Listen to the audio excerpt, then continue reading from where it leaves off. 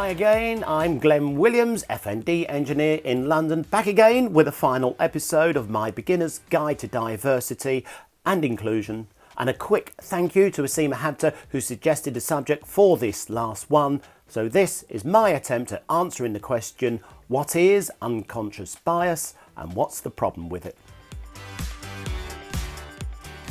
Well, the first thing you need to know about unconscious bias is that everybody has it. We're all born with it. Unconscious bias is our natural self-survival tool designed to keep us out of danger. Back when we were hunter-gatherers out on the savannah, we had to make quick snap judgments about potential dangers and whether to stand and fight or run back to the safety of our cave. So naturally we developed an inbuilt negative fear of strangers and an inbuilt positive preference for people that looked or sounded like us, basically our tribe. Over time, as the human race migrated further from the equator, our bodies adapted to our environment, and that's why we now come in many different shapes and sizes and a rainbow of different shades.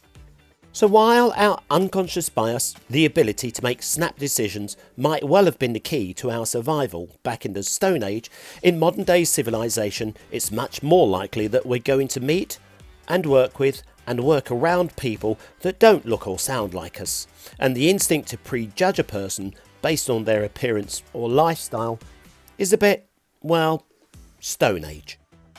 That's why we warn ourselves, you can't judge a book by its cover, ne verily forso. Look, I get it. It's a natural thing to want to hang out with people that we instantly connect with. It's much more fun, and it's much less effort than trying to understand someone who speaks differently and has different interests to ourselves. But the big danger with unconscious bias is first that we don't know that we're doing it. Well, it's unconscious. And second, that if it's allowed to spread, it becomes built into the system, and that's systemic bias. So what's the problem with unconscious bias in the workplace? At its least harmful, unconscious bias causes cliques to form within teams and people only wanting to work with certain other people, which harms the effectiveness of the whole team. At worst, unconscious bias manifests itself as plain, simple prejudice, and that can harm the career prospects of any individual considered to be outside the favoured circle. So when you finally decide to go for that better job, you might be surprised to find that no one on the interview board looks or sounds like you, and neither do the people to whom you are applying to work for.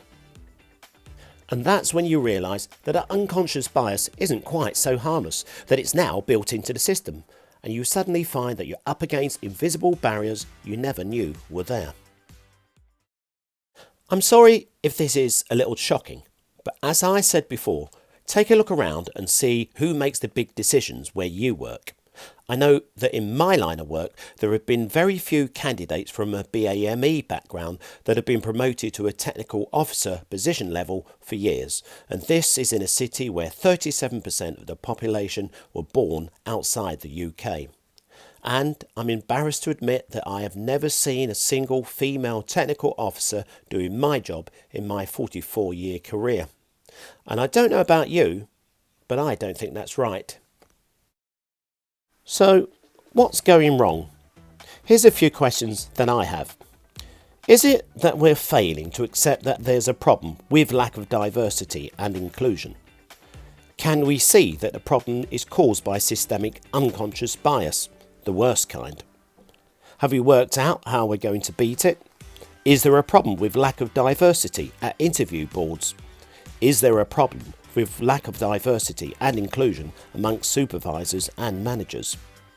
Are we providing the right support networks for the underrepresented groups? How do we target the best candidates from all backgrounds?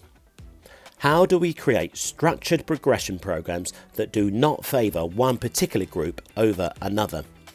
Do we need to change the way we advertise jobs? And finally, where do we find the right people to act as trainers, coaches, mentors and allies for the candidates? I apologise that all I seem to have are questions, but that's because I don't have the answers. Well, I do actually. I just framed them as questions. but I can't implement them. I don't have that power. The only power that I have is my voice. Oh, happy day.